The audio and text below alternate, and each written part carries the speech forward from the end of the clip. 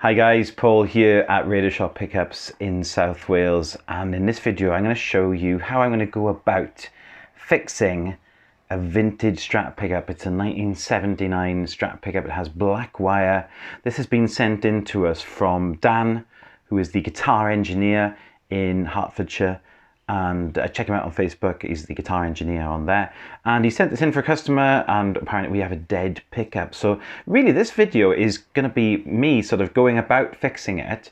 You know, it might be a simple fix, it might need a complete rewind, and if it does, then I have my trusty workshop winder here ready, and also the same wire that the pickup was wound with in the first place.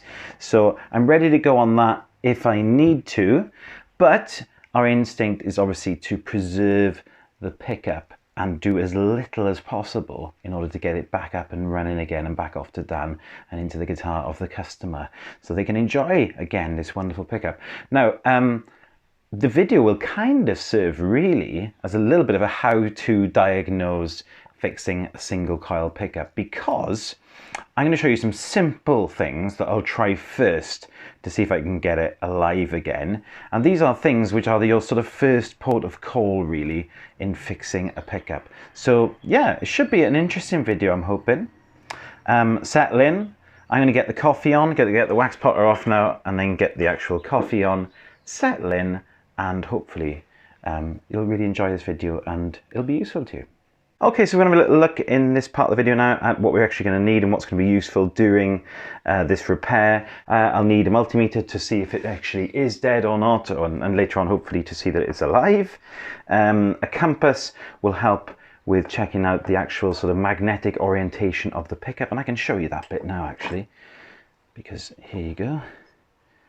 Just put it side on there like that, and you can see that that is pointing north, and we can check the bottom is pointing south to it. So this pickup is charged north up, and that brings me to my next part, which is I always have a piece of paper ready, and we'll just note now that it's north up. That will be obviously really important that we send this pickup back in its original condition and in its original orientation, so that we don't have any out of phase issues later on.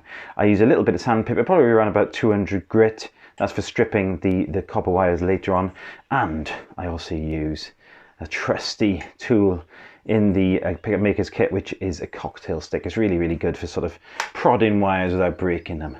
And the next step now will be to actually build a picture and write with a pen and paper some notes on the pickup so we can actually return it to its state if it needs rewinding later. Now you can see a diagram, actually sort of a very rudimentary diagram, let's be fair, coming together here, and I've got a little illustration, and it's really important, you know, just at this stage that I make some little notes really on the orientation of everything. So we have black there and we have white there, so the black is the ground and the white is the hot output for the pickup.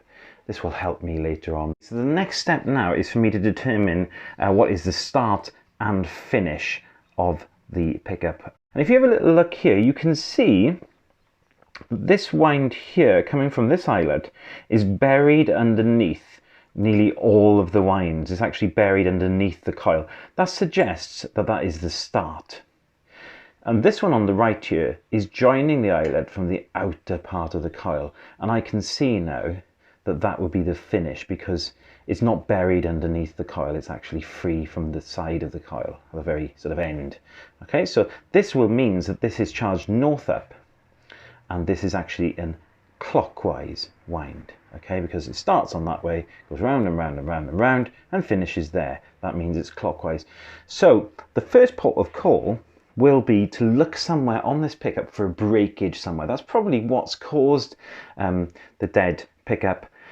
And one of the things we can do is just break the finish wire and actually take some off and see if that fixes it. And that sometimes does, sometimes it doesn't, but sometimes it does. If we break this one, then it's the end of the pickup, because you're never going to get that back in, because you can't take any off. Whereas with this one, we should be able to confidently break this and take some off and start looking for an actual breakage somewhere. It might not be that there's a breakage, but that is the first port of call in diagnosing any sort of pickup, looking for a breakage in the wire. And now back to my diagram. It's very rudimentary, I know, guys, but it does serve a purpose, and I'm just going to put this like that. And that to me means clockwise. Okay, so this now I can store somewhere and refer to later if I need to. And what it would be a little bit remiss of me really would be, I should actually check that we do in fact have a dead pickup. So let's get the multimeter out and just come along and get a reading of this now. And not a flicker. Not a flicker. A lot of the times the first port of call for many sort of guitar techs is to try and reheat the solder. This sometimes fixes it, I gotta be honest, it does sometimes fix it, but it's not a long-term solution. I think that's a short-term solution because generally it's indicative that there's a problem somewhere. We do in fact have a dead pickup, so now I'm going to actually start to look to remove the wire and actually look for a break. But first of all, we can actually inspect the coil and just see, look, is there an obvious break somewhere? Now let's have a little look through the coil. Sometimes if you look at it side on, you can start to actually see, it's not obvious, there's not an obvious break there. But of course, it can be so minute. What we're actually looking at is very, very minute indeed. It's sometimes not immediately apparent, but I think I can't see anything obvious. But we're going to get that, we're going to break that sort of finish wire and start really just to reel off. I mean, maybe if we took about 20 or 30 winds off, something might become a little bit apparent, and then we could actually just resolder it, and that would be all that needs doing. Let's have a further look, shall we? Okay, so it's time to come along now, and I'm going to rather bravely break the finish wire. But I'm very confident that it is indeed a finish wire, and then you can see now I'm going to start to actually remove wires. Now what I'm hoping for is that as I start to remove wires, a break becomes very apparent, and because what will basically just happen is that I will actually basically this will just come away in my hand, and that would imply a break. So I'm taking this off now. At this stage, I've got to be honest, I'm not really counting off the winds, because my intention is to remove, say, 30 or 40 at most. Now that, on a pickup which has around about 8,000 winds, is not going to make a lot of difference, okay? So roughly that's about 10. Okay, let's just keep them coming off. Split another 5, that's 15.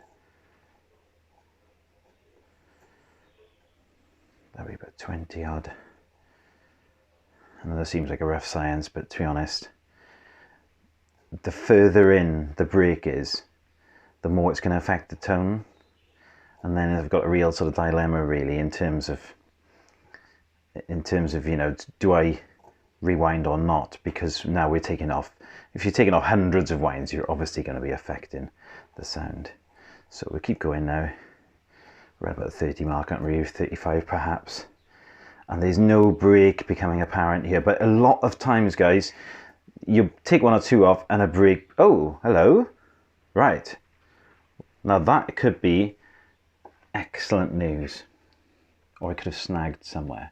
I've got to do a little bit of prodding now, because it's not obvious actually where that came away, but that implies a break. And I do a bit of further investigation and try and find the end now. I have actually found now, I can come along with the cocktail stick because it's nice and easy, but I'm just going to prod along, and you can see there's a wind moving.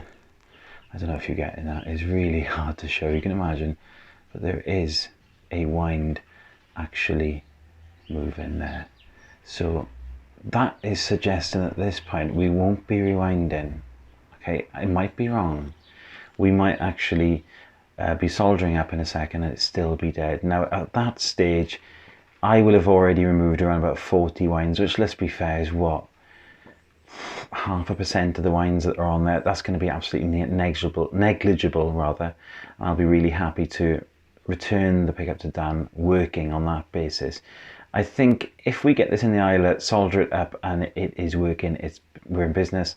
If it isn't, we might try and remove a few more, but I think we might admit defeat and actually rewind the pickup, because then any further I might actually be affecting the output of the pickup and the tone of it, and it perhaps would just be better off rewinding, but we'll see. The thing with this now is to actually create a sort of stable pickup in the end. So I'm going to take this sort of wind, and what I'm going to do is I'm going to wind it off a bit, okay, because this is now effectively a new finish wire. So we'll take about 4 or 5 winds off, because what I'm going to do is I'm actually going to start winding them back on, but I want them to be at the bottom of the bobbin. I want them to finish towards here, not near the top. That could create somewhere where we've actually got a suspended wire and a potential further breakage in the future. So what I'm going to do is now start to actually wind these back on. I'll do it the best I can while holding them in a position where you can see. Okay, and you can see I'm making every effort to try and get this at the very bottom of the pickup, which is hard. But there you go. Oh, it just wants to go around that little eyelet, doesn't it? And I'm finishing that. Now that will be a good place to finish. What I need to do now is actually break the wire and start to sand it. And what I'm going to do is come along with my little bit of sanding paper, and I'm going to sand it, just lightly sand off some of the coating round about here, this neck of the woods here. Okay, and the reason for that is because this is what's going to go back through the eyelet, get wrapped around, and this bit needs to have its coating removed. So I'm going to sand that off, okay?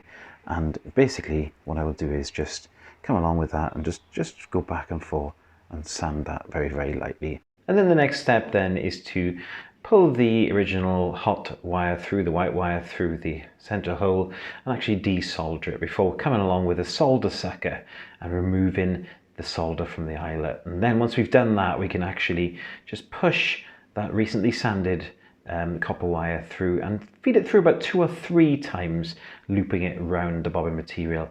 And then we're actually just going to solder up and get plenty of solder into that eyelet so that we can actually take a reading. Okay, so now having got enough solder into the joint, now we can come along and take a reading and see if we have a fixed pickup. Let's have a look. Let's wait for it to settle.